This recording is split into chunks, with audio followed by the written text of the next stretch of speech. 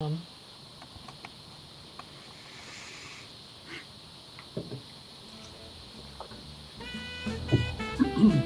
Welcome, everybody, to 914 Wired, a podcast having to do with Westchester County, the surrounding area. And today we're going to be talking about things that are affecting the world, particularly the world in the Middle East. I'm Peter Moses. I'm sitting here with my friend Charlie Stern. Charlie's been working on the two iterations of this show for 4 or 5 years, and Ardina Seward is in our Southwest Yonkers Bureau, holding down the fort there. Hello, Ardina. How are you? Right. Glad to be here on this very important show. This is going to be an intense show, I believe. so the premise of the show, we should say up front, is Ardina and Peter have backgrounds in journalism. I don't know, it sounds like there's running water in the background someplace, but we're going to have a show anyway. So, not sure where that's coming from. Are you hearing it? I am. Yeah. And I Sounds didn't hear it when we did the test. Sounds like crickets, actually. This is the reality of like podcasting. Live podcasting, Sometimes you just have to yes. keep going. So Ardina and Peter are the journalists. I'm a blogger. They asked me to come in and help kind of bring my perspective as a local politico and a blogger. But the show And is, an expert in the world. the basic premise is that there's a real need to know your neighbors in Westchester and news commentary and to talk about things from a local perspective, because a lot of people know a lot of things that are going on in the world, but maybe they don't know their neighbors very well. So right now we're in the midst. And there's a paucity of news sources in the entire country. Another recurring theme of the show. So, Nada Khader, we asked you to come on, and Howard Horowitz, we asked you to come on. We know that, Nada, you are the executive director of Westpac. Howard, chairman of the board of Westpac, Peace Action Committee of Westchester. Westchester People's Action Coalition.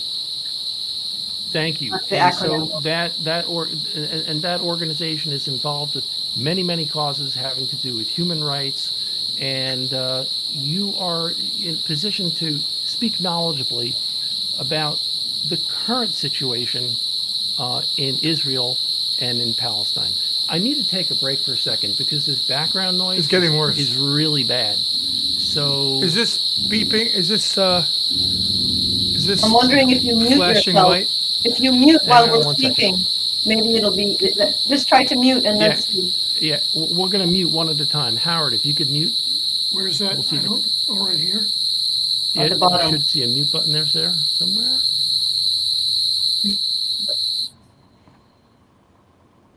Oh, it It looks says- like then it was coming Bullseye. from Howard. Yeah.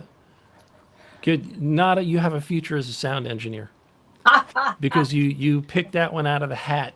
So Howard, I'm going to ask you to stay on mute until it's your turn to talk, and then unmute, and we'll do the best we can. But we can't hear you because you're on mute right now. Not in the room here. It's when I. No, it's gone. No, it's It's gone. Now Now it's it's gone. gone. Okay. It's Yeah, gone. there's some feedback coming out of there. I'm not sure what it is, but let's keep going. We can easily add this through the magic of podcasting. We'll erase the last 2 minutes. If I hear it again, I'll immediately go back on mute. Okay, thank you, sir. Thank you. Okay, so I'm going to go back over the introductions. Nada Khader, you are the executive director of Westchester People's Action Coalition. Howard Horowitz, you are the chairman of the board of that same organization. It's a human rights organization with a base in Westchester. I guess a great way to start, Nada, is if you could tell us a little bit about what Westpac does so we can have some context while we then jump into the geopolitical issues that are upon us. Thank you. So Westpac is a leading social justice organization in Westchester County, and we've been active for the past 49 years. Our founders, Connie Hogarth and Charlie Shiner, were deeply involved in the anti-war movement when the U.S. was in Vietnam, and Westpac started as an entity to challenge our government's militarism, and foreign interventions around the world. Our founder, Connie Hogarth, also started the campaign to close the nuclear power plant Indian Point. And we know if it's taken 40 years, but ultimately the campaign that she started has been successful. And we work on a whole range of social, racial, environmental, and economic justice issues. We are a hub in Westchester County for progressive organizing. We provide space and support for groups that are working on all kinds of criminal justice reform issues, police accountability issues, worker-owned businesses. One of our board members has started the Westchester Cooperative Network. We also have members of Westpac who are very committed to implementing a just resolution to the Israel-Palestine conflict that respects the dignity, the rights, the freedom, the equality of all the people, Jews, Christians, Muslims, all the people of Israel and Palestine. Howard, did you want to add anything to that? Not covered it. The one item that crossed my mind was criminal justice reform issue. Restorative justice is an issue area that Westpac is, and its members are heavily involved in. And in addition, coming from that perspective, you might be surprised to learn that we have excellent relationships with the local county government, the Board of Legislatures, the county executive, and with our congressional and New York State delegations, congressional and Assembly and Senate delegations, which is very gratifying to us. We don't like to just speak to the converted who agree with us. We like to have dialogue with the community about where their constituents stand on particular issues that's not exactly center or mainstream. It's considered progressive and left. Well, that's good to know, and that's something that when we have other issues pop up in the future that are related to some of the other things you're doing besides being outspoken about the situation in the Middle East, we certainly would want to have you on again, both of you, to talk about some of these things. But today, we're here to talk about what's going on in Israel and Gaza and Palestinians, and not just Gaza, Palestinians who are on the West Bank. Nada, you're very outspoken about this subject. Mm-hmm. I've been reading a lot of things that you've said or written, and I've seen some videos of you speaking on this subject matter. Very outspoken against Israel. But not just against Israel. You've also spoken out against Egypt and against Jordan. So let's just give you a chance to voice what your thoughts are about this issue before we start asking you questions. Some of them might be very pointed, especially from me. Mm-hmm.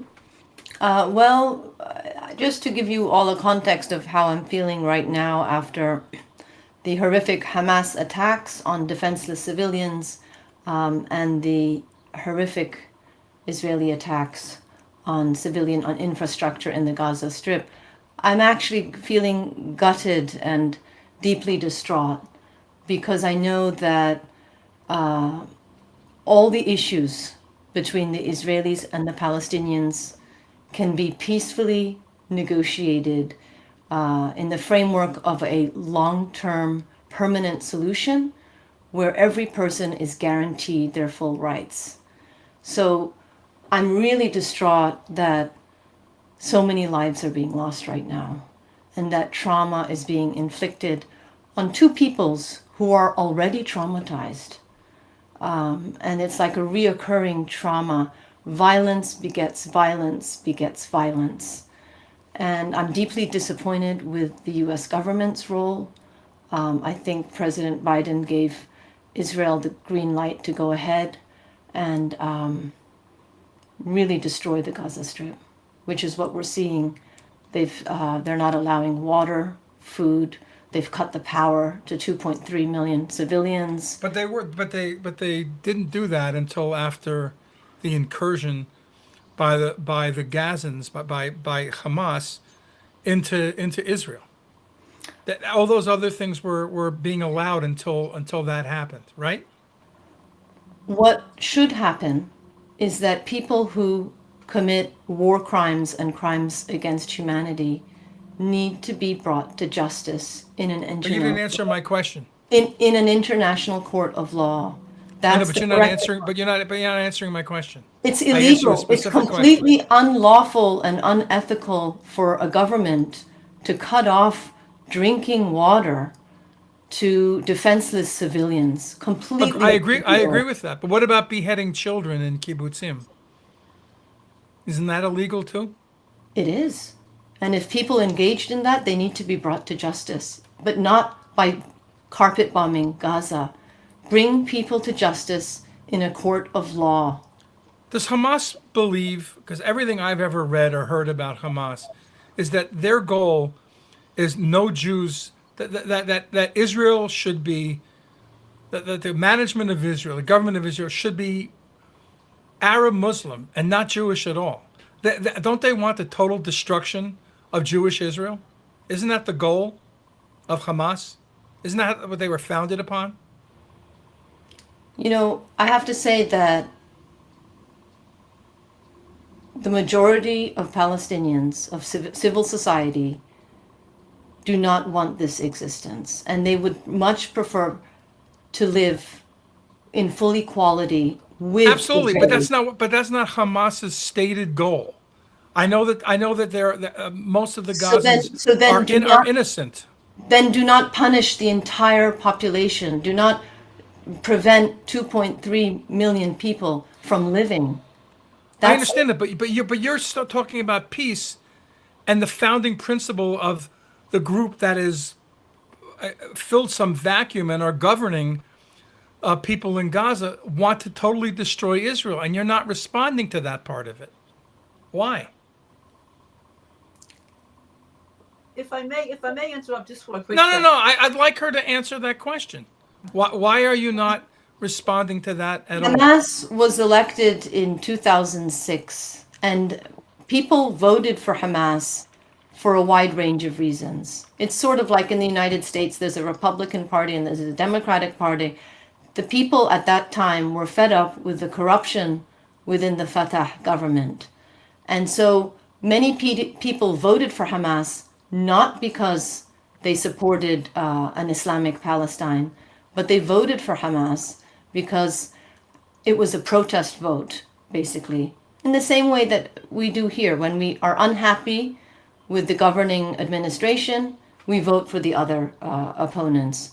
So I am not in any way condoning any attack, any violent attack on defenseless civilians.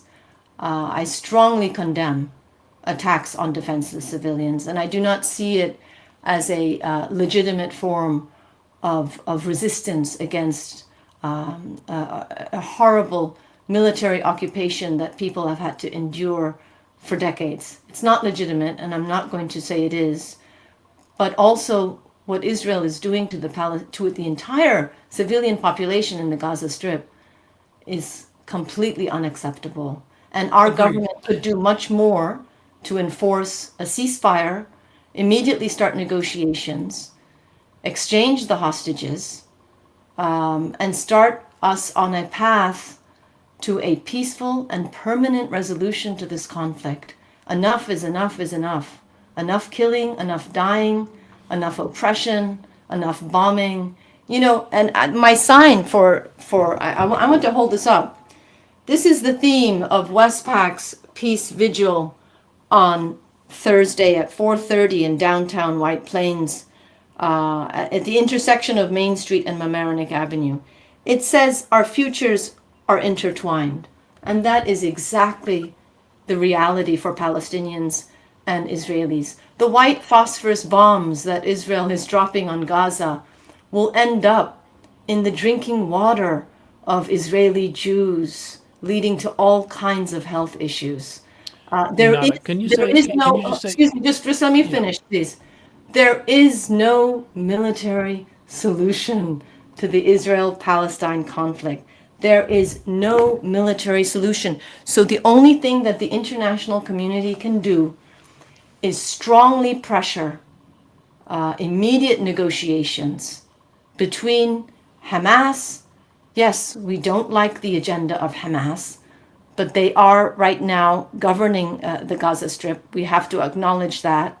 And they were elected by the people. There have not been elections since 2006. But we have to urgently force the parties into negotiations, but immediately stop the hostilities. Every single life is precious. Every Jewish life is precious, and every Palestinian life is equally as precious. So Dina. we're calling for an immediate ceasefire.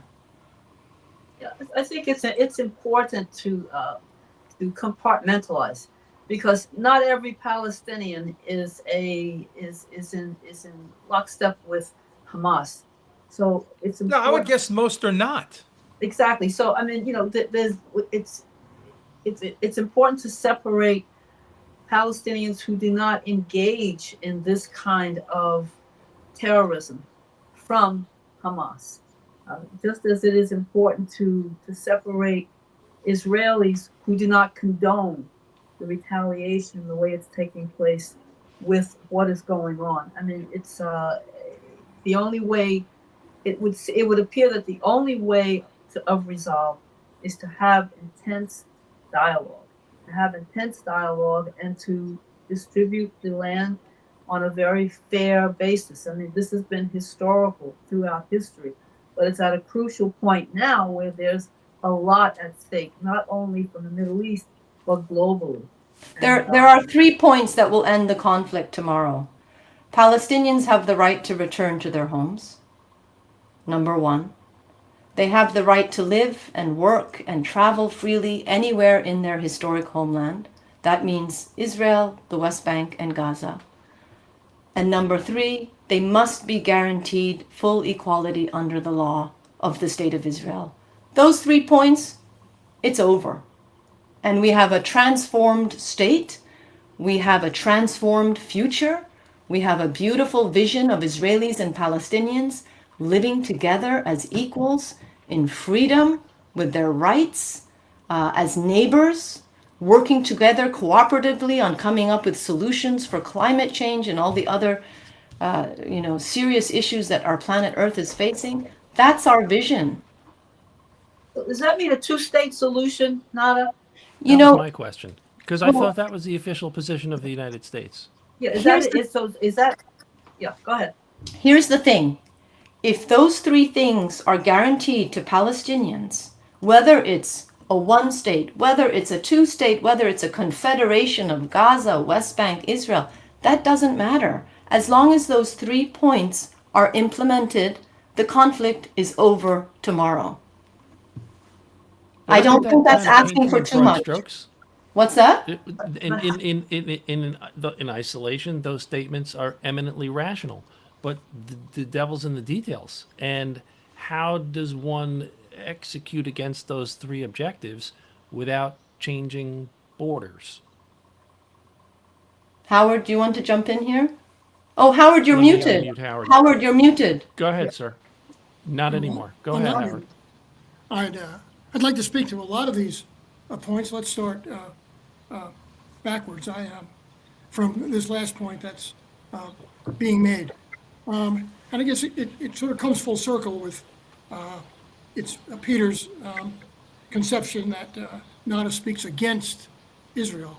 Actually, Nada speaks for peace and justice. Why it sounds like it's against Israel, because I think we've all seen the evidence that with Hamas contained in Gaza for this decade, they burst out of that containment. We can leave the failures that led to that aside for the moment.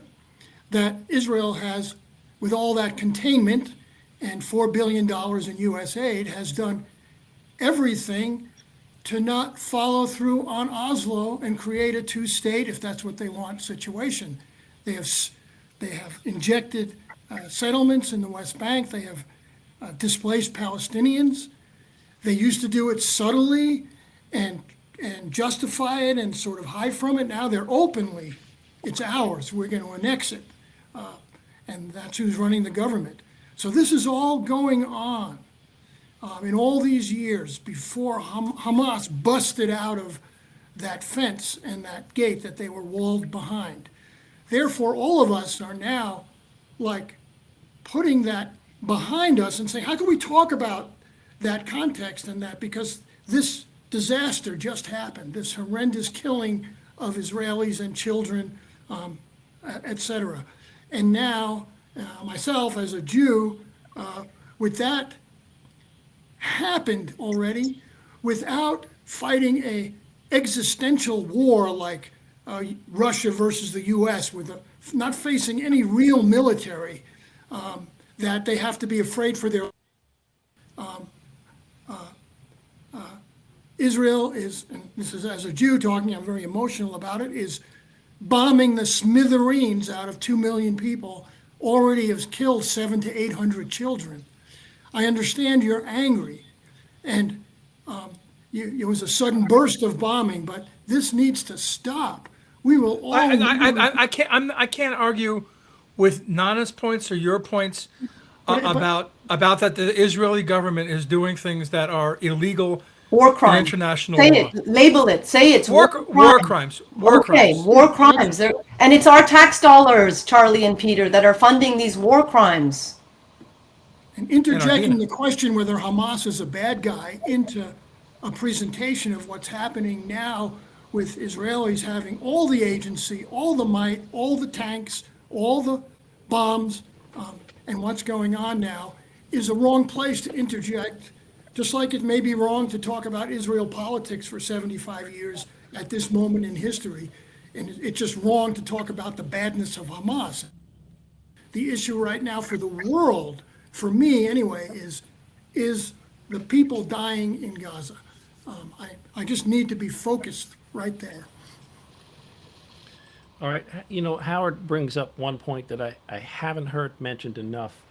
He mentioned the number of children. So 50% of the population of Gaza is children, which really There's a high number that are under the age. which kind of turns this into, it's like almost like a pediatric disease, this war, and that it doesn't get mentioned often enough because the children didn't vote for anybody. No. So it's, And they're all innocent victims. there's a lot going on here. You know, I want to. And the Israeli government must be held responsible. Well, the right wing Israeli government, which I think is a disgusting manifestation of Jewish rule, needs to change. So let me try to frame a capstone question here. This weekend, we all watched a lot of television. We're all gathering a lot of, you know, there's so many experts out there and there's so much history. And I don't think there's a subject that has been more covered by more media than the Israeli-Palestinian conflict. There's a reporter who I know Ardina is familiar with from her time at ABC named Martha Raddatz. Martha is a journalist who has been covering the Middle East for over 30 years. And she did a report this weekend on what was going on. And she said, I don't think it's possible to establish peace in this region. After 35 years of every month, every year journalism in that region, every conflict that's happened, small, large, suicide bombings, wars, all of it. This individual, Martha Raddatz, said, it's not possible to have peace here. I'd like your comment on that. I completely disagree with that. I'm actually optimistic about the future for the people of Israel and the people of Palestine. They are very intelligent people, the Jews in Israel and the Palestinians. You know, Israel is a high-tech society. Palestinians are amongst the most educated in the entire region. Working together, Israel-Palestine will be a leading force in the world for progress, for finding solutions to climate crises and all other kinds of crises that humanity is facing today. I completely disagree with that assessment. I think that all that is needed to put us back on course is to create a society that guarantees the full rights of and dignity of each and every person who lives there. That's what is required. That's the need of the day. And once we start on that path, things will change very quickly in the But region. something's being left out of the equation. Hamas is intertwined with Iran. Iran wants the complete eradication of the Jewish state. The other countries that surround Israel, Jordan, they have an agreement with Israel. They're not involved in this fight. Lebanon, however, highly anti-Israel, and at least some of them. And Israel is surrounded by people who hate them. Well, And let if me- they resolve the issue with the Palestinians, let me finish, please. If they resolve the issue with the Gazans, which would be great if they could, the rest of the region, much of the rest of the region, still wants the eradication of Jews from that land. Let me say this in response, Peter, that desperate people are more susceptible to extremist ideologies.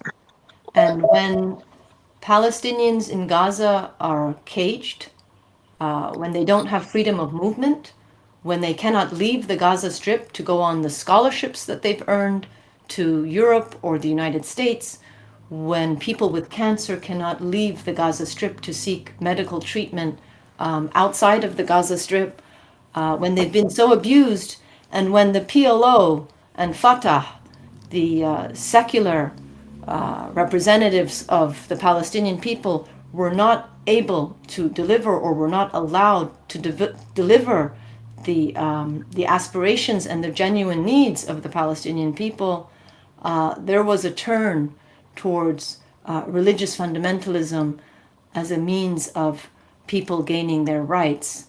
So it's a direct result, in my analysis, of the desperation of people. And I think that these ideologies that are extreme and unhealthy will wither away once we see a flourishing of Palestinian society, once Palestinians can live as free people, can educate their children, can be safe and secure, just as Israelis should be safe and secure. In that vision, extremist ideologies will wither, and countries like Iran can no longer use the excuse of how Israel is torturing and abusing Palestinians and how, they have to take action. They cannot do that if Palestinians are full equals with Israeli Jews. Those arguments will all... You really believe they won't find another reason? That's just that is a reality. But do you not believe that Iran, with the kind of government it has, still would not oppose Jews in the Middle East? They certainly kicked most of the Jews out of their country. Arab countries, Muslim Arab countries, have been kicking Jews out of their countries and have had pogroms going back at least 200 years. What about that? I think that Israel-Palestine will be a progressive, modernizing force for the entire region. I think that if we make this work in Israel-Palestine, as we know it can work, it will be a model for all the surrounding countries. It'll be a model. I mean, even in Iran, that people have been struggling for a long time for their rights.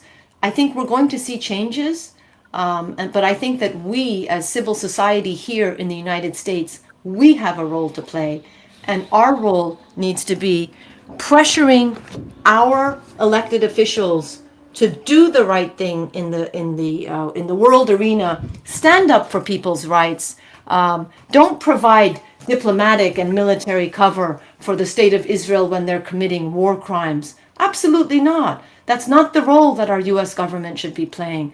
We need to be an honest broker. We need to propel people towards the path of peace, and that peace will be based on justice and rights and dignity. So Khader is the